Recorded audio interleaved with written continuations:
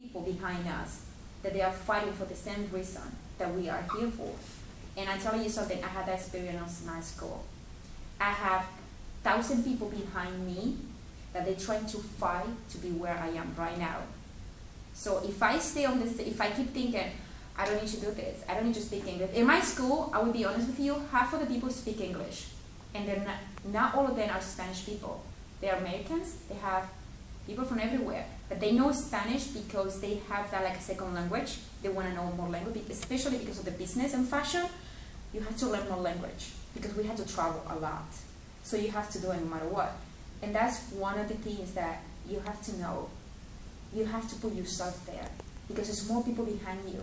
You want to be there. You want to be around the community. You have to participate. I don't know, you guys live in, where you guys live? Tell them. I live in Nottingham. There's so many things in Austin that you can do. They have so many things, like to learn. I know Austin because of the church, because I used to go there because of the church. I used to be in a group also. I worked there at the church for 3 years. And we used to help people that was, especially girls, that they were doing drugs, they were in prostitution, and I didn't meet nobody that was Spanish there. And that was a big challenge for me. And the reason why I did it, it was because I want to learn more. I want to learn. Do you guys remember this? We talked about volunteering as a way to meet the speakers. What's the name of the church? Oh, it is the one that is close to the high school. I don't know the name. Sometimes, maybe? Yeah, that one, yeah. But I used to be more in the Sleepy Hollow, the Spanish one, the one that is in that one. It is a group there. It's adult and it's younger people. But I think it was like 5 years ago, if I'm not wrong. But I did it for 3 years. We worked so hard. It was like a 10 people group. We worked so hard. We all were Spanish. We didn't speak any Spanish at all. It was so much easier for us to communicate in English because everybody was from different countries. So the communication, it was terrible.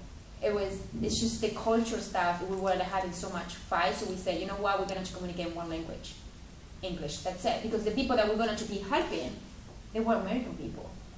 We went to the city so many times, 12 o'clock at night, to help these girls that they were doing drugs, and they would leave their kids for themselves at their houses. I never went through that. I never see that in my life or my country. That was the first time that I experienced something like that. And I remember this girl, she was so high. You guys have no idea. She left her baby alone at her house. When we went to the house, the baby was crying. Nobody was there. We kept calling her to know where she was. We had to call the police and everything. The people that was working with me on my team, they didn't know the same English that I knew. They didn't know the same English. I was the one that was more on the top level. But I tell you something, they try so hard. And that's the people that really, really inspire me. Because they were trying every single day. I was in Winchester Community College when I was doing that. I remember they used to ask me, Liliana, I want to learn this. How do you do this? How do you say this? I want to be like you. I want to say things like you. And I start talking to everybody. And I start telling everybody, if you guys don't try by yourself, nobody's going to give you anything for free. In this country, everything is on the table. It's not like our countries that we have the opportunities over there. We don't have it. It's not easy to have what we have here. Here, you have everything on the table. It is your choice if you take it or you not take it. So, you guys are the only ones that can help yourself. Nobody's going to come and give you anything for free. You have so many things here that you can do. So many things. You can go to a church. Now you come into school. This is school, I came out from this school. When I was doing high school, I was here too. I was coming here at 6 o'clock until 10 o'clock, right? It was 9:30. It was Tuesday and Thursday. I used to do that. I used to finish high school, go to work at McDonald's, come back here, running over here to be on one of the things. You have to be on time. That was one thing that was my challenge because I don't know if that's in Argentina, but at least we never at the time. If you tell me 2, I would do that 4. And we all do that, I think. And that's one of the things that I learned here. It was like you have to be there time. So I worked so hard to change. Your life had to change. In your mind, You have to realize you are not in your country. You are in a different countries. You have different rules. You have different opportunities. Everything depends on you. Everything else on the table. You can choose whatever you want to get. And this is your chance. You are already an adult. Your kids are the one that they're going to have their own life to decide whatever they want. But you have to teach them. You are the only one that can tell your kids, this is what I did, this is how I got here. They have to learn from you. You cannot show them fear. You cannot show them, I cannot do it. Because they see that. They learn that. I have one of the families that babysit in Katona. The little girl, her name is Ella. She is so nice. She's so polite. She's a sweetheart. She has a friend that she's Spanish. I don't remember from where. The girl, they do play dates sometimes, all the time. When they play, with the girl that I babysit, she's always telling me, you know, she's Spanish like you. She knows to speak in Spanish, but she doesn't know that much. So I asked her one time, I said, what do you speak at your house? She said, with my mom, I had to speak in English because she doesn't know, I had to speak in Spanish because she doesn't know any English at all. So the little girl, the older one, asked her, oh, so how do you do? Like, how do you ask your mom stuff? And she's like, well, sometimes I have to go to my dad because I cannot talk to my mom all the time because she doesn't understand what I say.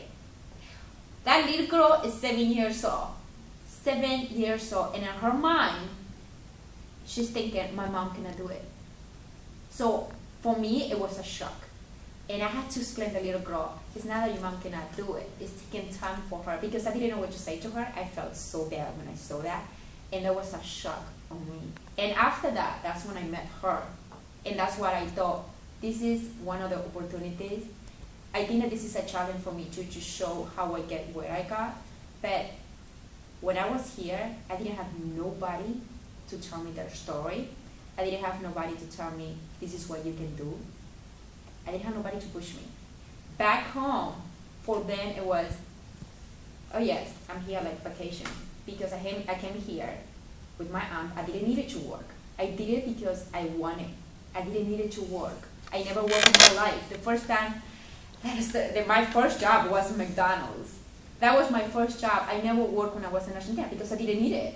I came here just to study, that's all. When I came here, the next day my aunt said to me, do you want to work? I said yes. And she said to me, you have to wake up tomorrow at 4:30 because you start at 5.